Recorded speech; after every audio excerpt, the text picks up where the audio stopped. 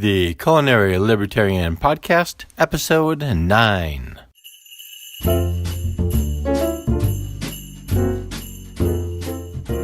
Hey folks, welcome back to the podcast. Happy to have you here and happy to be here. A few details first. Please head on over to culinarylibertarian.com/podcast, and there you'll find my social media icons. And you can click over to my Facebook or my Twitter or Instagram or Pinterest, or you can subscribe to my YouTube page. Also, I've got some swag for Patreon supporters, a Culinary Libertarian bumper sticker for the $3 monthly donation, or a Culinary Libertarian coffee mug for the $5 monthly donation. Lastly, please find this show on iTunes or Apple Podcasts and write a positive review and leave me a comment. The more positive reviews the show gets, the more people will see it and the more they'll get cooking. Today I'm going to talk about the first Thanksgiving, both of them. We all know about the feast with the Indians and the Pilgrims and how everything was sunshine and daisies. Well, I'm going to ruin that myth for you. I'm also going to destroy the part where they told you it was the first Thanksgiving. It's probably the first one with a feast, but not the first giving of thanks from men reaching the shore of the New World. I do want to say that I am not working at dissertation levels here. If you wish, there is plenty to find on these topics. I am going for the big picture, but I think it is the right and proper one. Also, I'm not really interested in the appropriation of culture debate. Culture isn't a static, unchanging thing, and no one owns a culture. I'm going to start with the second first and do the first second. Richard J. Mayberry, writing for Mises.org, wrote an article entitled The Great Thanksgiving Hoax, and I'll have links to that article on the show notes page, culinarylibertarian.com/9. I'm going to read a few parts from this piece. Quote, "The official story has the Pilgrims boarding the Mayflower, coming to America and establishing the Plymouth colony in the winter of 1620-21. The first winter is hard, and half the colonists die. But the survivors are hardworking and tenacious, and they learn new farming techniques from the Indians. The harvest of 1621 is bountiful. The Pilgrims hold a celebration and give thanks to God. They are grateful for the wonderful, new, abundant land He has given them. The official story then has the Pilgrims living more or less happily ever after, each year repeating the first Thanksgiving. Other early colonies also had hard times at first, but they soon prosper and adopt the annual tradition of giving thanks for this prosperous new land called America." End quote. Mayberry cites the book History of Plymouth Plantation in various places in his article, and I'll have a link for that also on the show notes page. Mayberry continues, quote, "The problem with this official story is that the harvest of 1621 was not bountiful, nor were the colonists hardworking or tenacious. 1621 was a famine year, and many of the colonists were lazy thieves." End quote. He continues, quote, "In the harvest feasts of 1621 and 1622, all had their hungry bellies filled, but only briefly. The prevailing condition during those years was not the abundance the official story claims, it was famine and death. The first Thanksgiving was not so much a celebration as it was the last meal of condemned men." End quote. To speak of the conditions of the Pilgrims is to speak about economics. Yes, farming too, but the Pilgrims came to the New World to build the perfect society and take that back to England and replace the corrupt system they left with the perfection they created, except it was far from perfect. The system was socialism. Richard M. Ebeling wrote an article entitled Thanksgiving, Celebrating the Birth of American Free Enterprise, and he writes, quote, Their goal was the communism of Plato's Republic, in which all would work and share in common, knowing neither private property nor self-interested acquisitiveness. Well, it failed.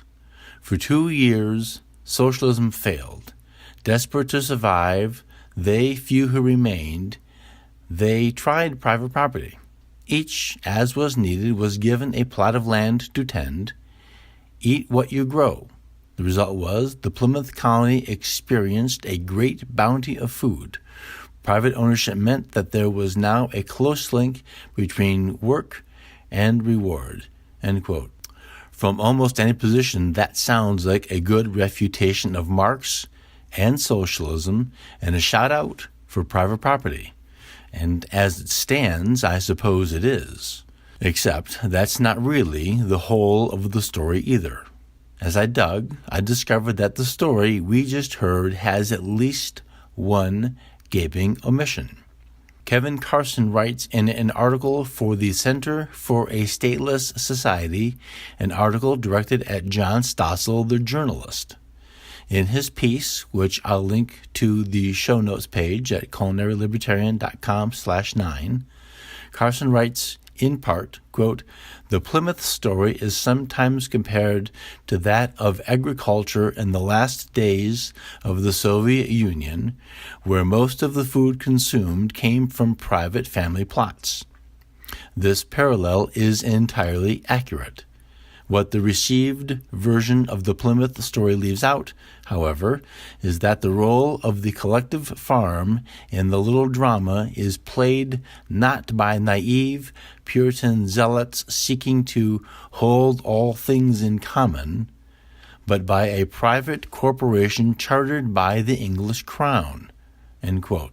Carson concludes, quote, "So the proper analog to what almost killed off the Pilgrims is not, as Stossel says, Karl Marx or today's politicians and opinion makers.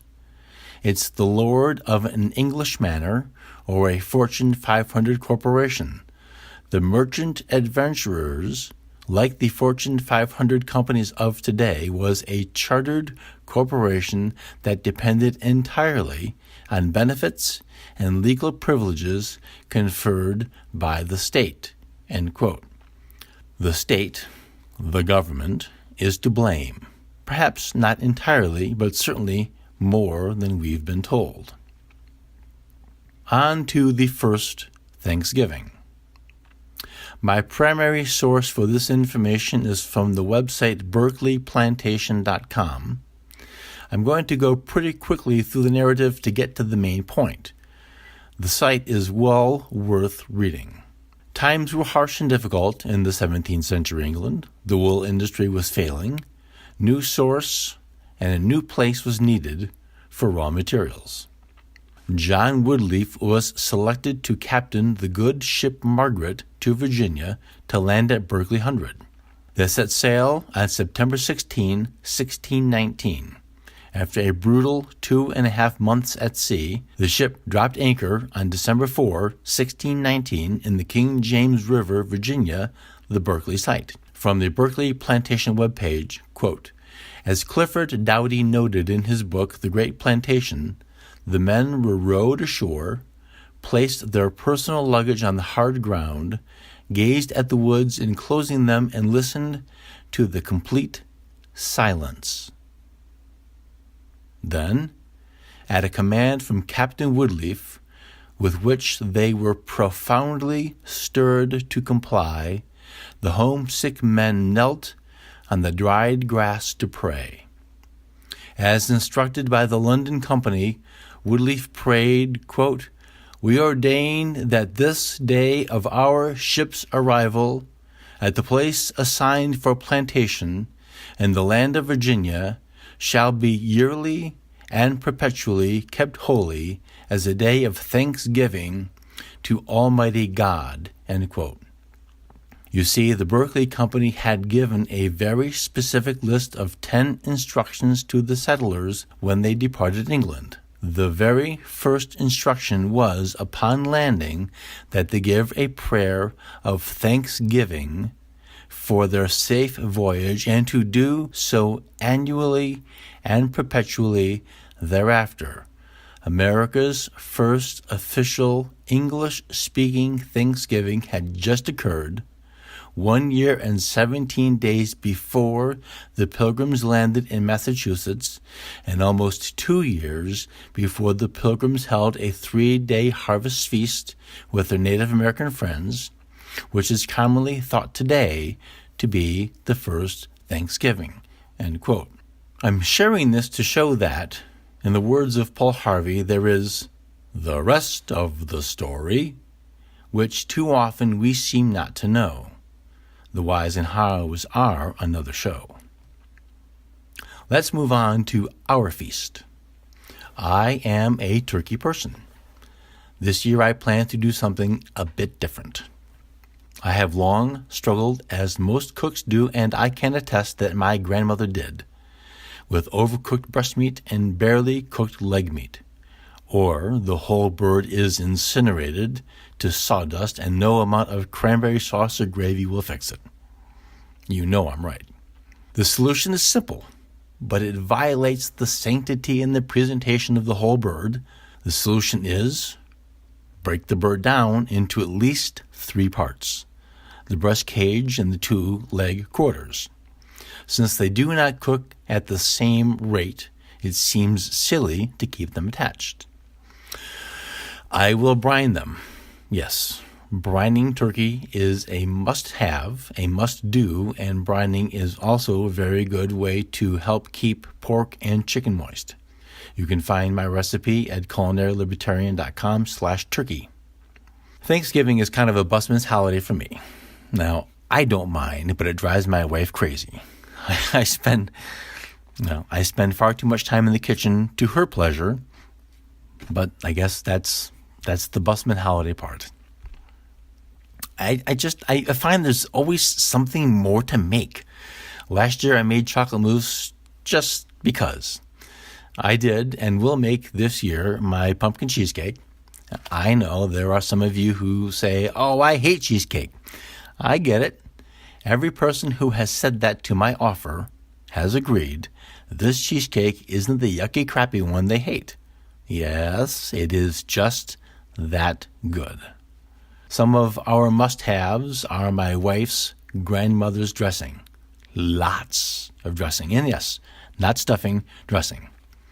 We don't really so much need the turkey, except we kind of do, because we want turkey sandwiches the next day. Oh, and the post-turkey pizza. That's now a thing. Regardless, your feast offerings allow me a moment of didactic to reflect on what treacherous journeys we've made. My sister and I recently lost my brother. Of that original 5 parents and kids, we 2 remain. I am thankful his pain has ended, but I'm mad as a hatter that cancer got another one. I'm mad also, angry, well, lots of things, for his family, that no good thing comes from cancer. On the upside, my kids are about as amazing to me as they can be, and we all are doing well. All right, that's enough of that. Enjoy your meal. Have a glass. Yeah, have at least a glass of Nouveau Beaujolais for me, and I'll see you next week. Happy Thanksgiving. All right, folks, that's going to do it for today.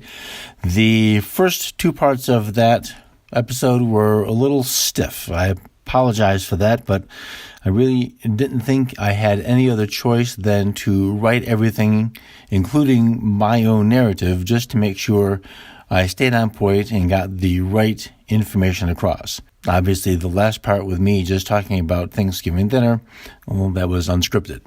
I try to go off the cuff and spontaneous as much as possible, but history is not the strength that food is.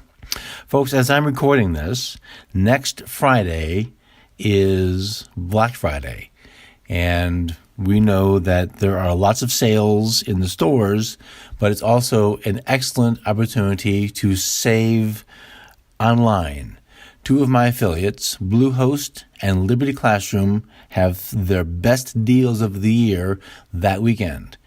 If you want to know what those deals are, go to culinarylibertarian.com and sign up for my email letter, and I will send you information and links for Liberty Classroom, which is Tom Wood's program of lectures and videos about economics, politics, and history, as well as a course on logic, information that we didn't get in school. And obviously we just found out there's a lot we didn't know about Thanksgiving. Liberty Classroom fills in all of those gaps, gives us the education we were denied. Bluehost is a web host service, and I use them for my blog. They also are going to have an excellent deal if you think you want to write a blog or have a podcast with the show notes or start an online business and you've got a service you want to provide. You're going to need hosting, and Bluehost will have the best deals of the year this weekend. With both of my affiliate links, use those and send me an email with the receipt, and I will have added bonuses for your purchase to help you get going on your new blog or give you some more information to read about liberty or politics or economics, just to keep the wheels turning, so to speak.